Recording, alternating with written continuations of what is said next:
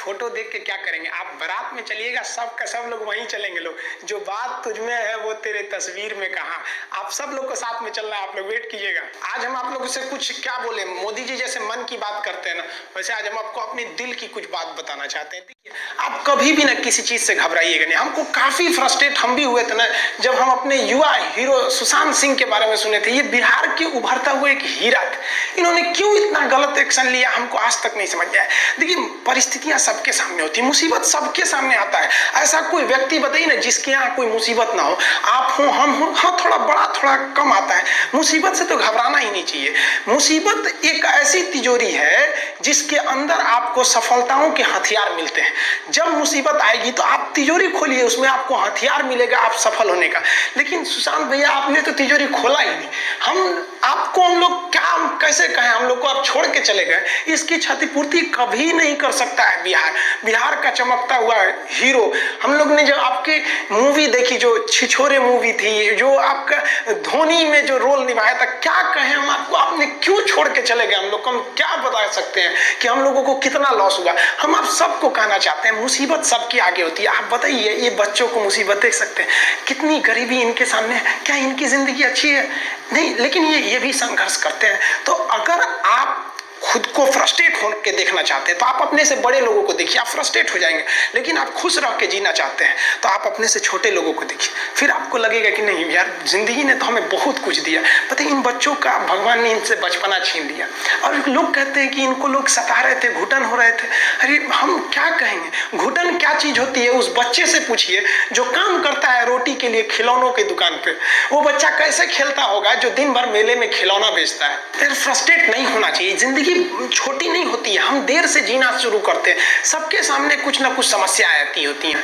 हम आपको अपनी बात बताते हैं कि जब हम पटना आए, सोचे कि अब कोचिंग स्टार्ट करेंगे, यहाँ से पढ़ाएंगे। हमने यही सोचा था कि कोई भी लड़का पैसे की कमी से हमारे यहाँ से नहीं लौट सकता। आज भी हम आपको कहते हैं, आपको भी पता होगा जो पटना में क्लास करते होंगे, कि पैसे के प्रॉब्लम से तो कभी कोई लड़का हमारे यहाँ से गया ही नहीं। लेकिन फिर भी हम आपको अभी भी कहते हैं कि आप कोई भी ऐसा लड़का नहीं है जो पैसे के प्रॉब्लम से हमारी क्लास से बाहर गया हो। लेकिन जब हम स्टार्ट किए थे ना, तो हम पटना में, मेरा शुरू में कोई मकान वगैरह नहीं था, तो हम रूम लेने के लिए गए थे, फ्लैट लेने के लिए।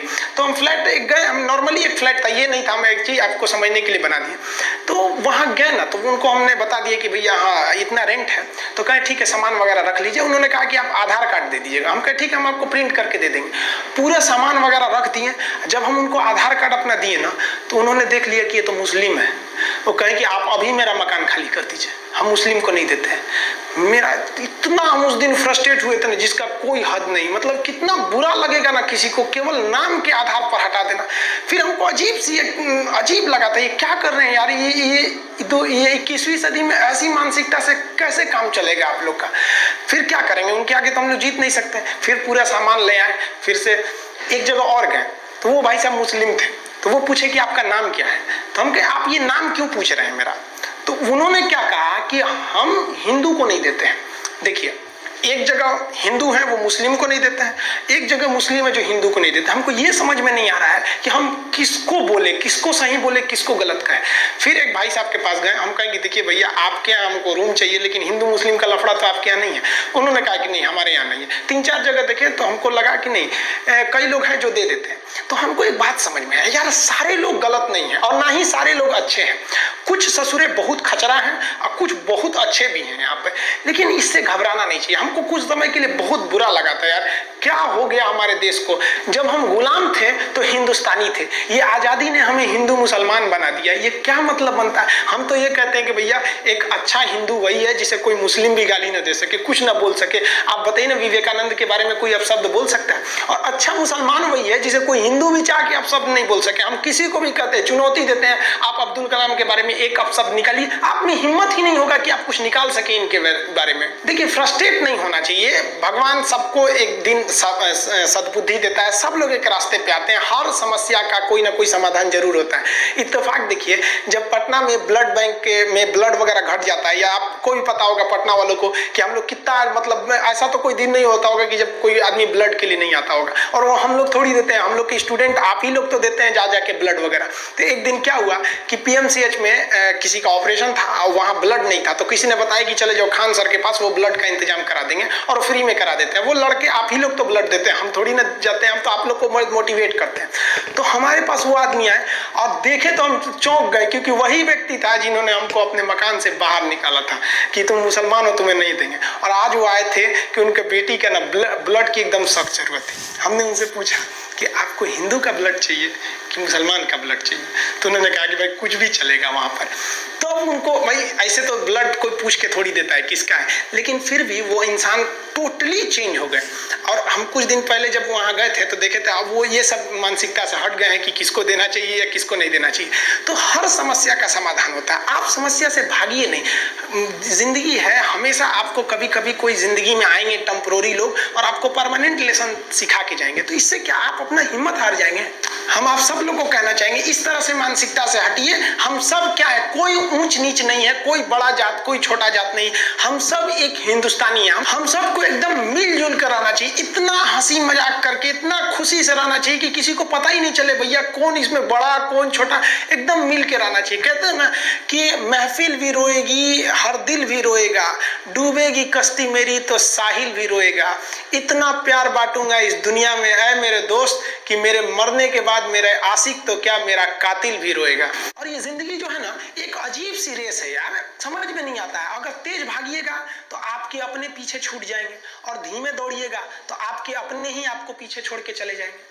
इसलिए जिंदगी की रफ्तार इतनी बनाए रखो यार कि भले दुश्मन आगे निकल जाए लेकिन एक दोस्त पीछे नहीं छूटना चाहिए। अपने जिंदगी में हौसला बना के रखिए।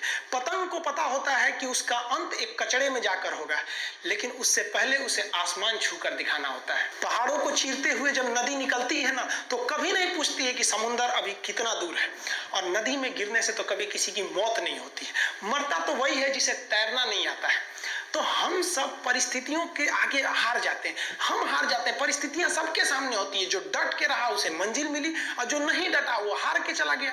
जब हमारे पास परिस्थितियां आती हैं हम घिर जाते हैं चारों ओर से, तो हम परिस्थितियों को दोष देने लगते हैं, न कि उस परिस्थितियों से निकलते हैं। कोई मस्जिद जाता है, कोई मंदिर जाता है, कभी सोचा है भगवान को कितना बुरा लगता होगा, सोचते होंगे कि बंदा केवल हमसे मांगने ही आता है, यार कभी मिलने भी आया करो। हमको तो लगता है किसी दिन भगवान निकल के बोलेंगे कि यार केवल तुम लोग हमसे मांगने ही आते हो, कभी मिलने भी आया करो। तो भगवान से या अल्लाह से सबसे एक दुआ मांगिए कि आप हमको मुसीबत देना है आप दीजिए, आप जिस तरह से हमें खुशी देते हैं उसी तरह से हम आपके दिए गए दुखों को भी अपनाएंगे, लेकिन हाँ उस दुख से लड़ने की हिम्मत भी जरूर दीजिएगा। और सबको अपने अपने कर्मों का पता होता है, यूं ही गंगा किनारे इतनी भीड़ नहीं लगी रहती। और दुनिया में ना किसी भी समस्या है भाई उसका सबसे अच्छा एक टोल फ्री नंबर है। दुनिया की कोई भी समस्या का सबसे टोल फ्री नंबर है दोस्त। एक बढ़िया दोस्त बनाओ भाई, दो चार लोगों का, और उनसे ही आप पढ़ाई लिखाई हर तरह के डिस्कस करते रहो।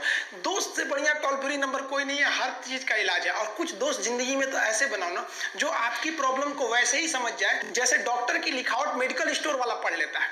और एक बात और, ये जो अच्छी किताबें होती हैं और अच्छे दोस्त होते हैं ना जल्दी समझ में नहीं आते हैं, लेकिन इसलिए दोस्ती बहुत अच्छे सोच समझ के कीजिएगा, क्योंकि कहा जाता है कि एक आम 10 आम को सड़ा सकता है, लेकिन 10 अच्छा आम एक सड़े हुए आम को कभी ठीक नहीं कर सकते हैं। इसलिए अगर आपको कोई आपके सर्किल में कोई आपके करियर में कोई बाधा आता है तो तुरंत बाहर कीजिए, उनसे कोई इग्नोर मत कीजिए। जिंदगी जो है ना वो एक एग्जाम की तरह है, और इस एग्जाम में ना ज्यादातर लोग फेल हो जा रहे हैं। क्यों फेल हो रहे हैं? क्योंकि वो एक दूसरे का नकल कर रहे हैं और उनको पता ही नहीं है कि सबका क्वेश्चन पेपर अलग है, इसीलिए फेल हो रहे हैं। तो जिंदगी में सबकी समस्याएं अलग होती हैं, आप दूसरे की समस्या से केवल साहस ले सकते हैं, उसका तरीका नहीं अपना सकते। हिम्मत बनाए रखिए कि नहीं हमें भी इस सफलता को